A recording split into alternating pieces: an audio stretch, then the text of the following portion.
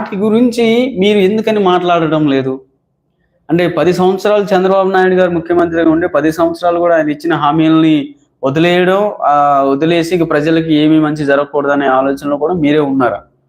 చిన్న చిన్న పిల్లల్ని కూడా చూడకుండా రేపులు, మర్డర్‌లు ఇలాంటివి జరుగుతుంటే మీరు ఎందుకని స్పందించడం లేదు?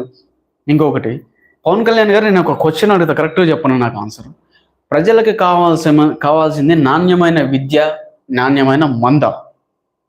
ఈ రెండింట్లో ఏది కావాలి? అకార్డింగ్ టు మీ ఆలోచన ప్రకారం అయితే నాణ్యమైన మందు ఇస్తే ప్రజలు బాగుపడతారు, ప్రజల భవిష్యత్తు బాగుంటుంది, వాళ్ళ పిల్లల భవిష్యత్తు బాగుంటుంది, అంతే అంటారా? మీరు పెట్టిన ఏది నాణ్యమైన మందు ఇస్తామో మేము అధికారంలోకి వచ్చేసనేసి మీరు అన్నారు కదా ఒకసారి ఒక మీటింగ్లో.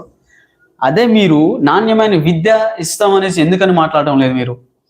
అదే ఆంధ్రప్రదేశ్లో స్కూల్స్ని చూసుకుంటే ఒక్కసారి జగనన్న గారు చదువుకి సంబంధించి, పిల్లల అభివృద్ధికి సంబంధించి, పిల్లల చదువులకు సంబంధించి చేసింది ఎంతవరకు ఉందంటే, నేను చెప్తున్నాను, నేనే కాదు, నేను చెప్పే విషయం మీకు తెలుసు, నాకు తెలుసు, చాలా మందికి ఈ విషయం తెలుసు. అదేంటంటే, నా చిన్నప్పటి నుంచి వింటున్నాను, మన భారతదేశంలోనే చదువు అంటే స్టడీ పరంగా ఫస్ట్ ప్లేస్లో ఎప్పుడు ఉండేది కేరళ. అర్ధరాత్రి నిద్రలేపి అడిగినా సరే ఎవడైనా ఈ ప్రశ్నకి సమాధానం చెప్తాడు.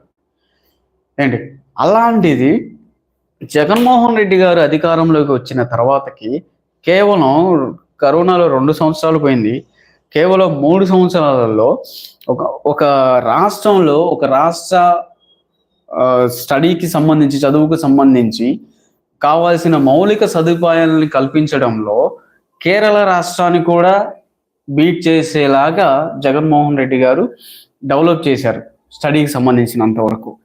కానీ మీరు మాట్లాడేది, మీరు చేసేది ఎలా ఉందంటే, ఆయన స్కూల్స్ వ్యవస్థని నాశనం చేసిండు అనేసి మీరు మాట్లాడతారు, లోకేష్ గారు మాట్లాడతారు.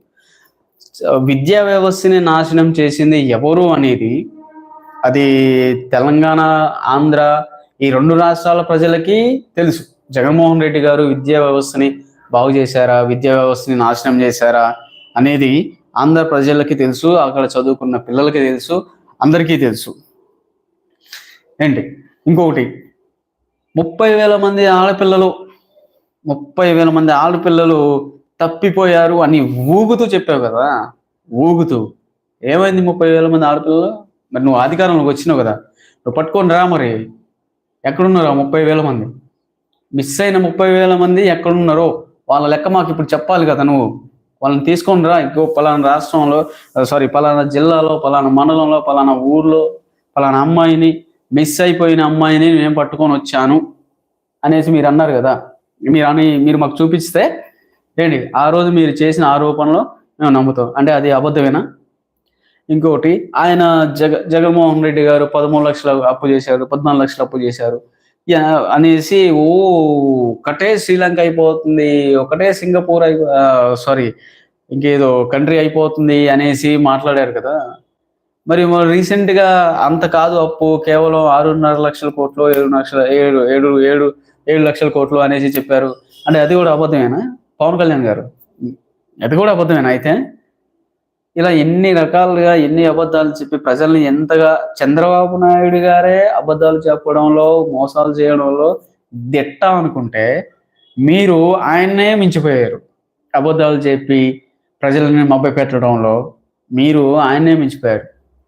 నిజంగా జగనన్న పెట్టిన పథకాలు ఏదైతే ఉందో, స్కూల్స్కి, బడికి మీ పిల్లల్ని పంపిస్తే మీకు పైసలు ఇస్తా, మీకు డబ్బులు ఇస్తా అనే పథకం ఎంతవరకు మీ హిస్టరీలో, మీ లైఫ్లో ఎప్పుడైనా చూసారా? పవన్ కళ్యాణ్ గారు, చంద్రబాబు నాయుడు గారు, మిమ్మల్ని ఇద్దరిని అడుగుతున్నా,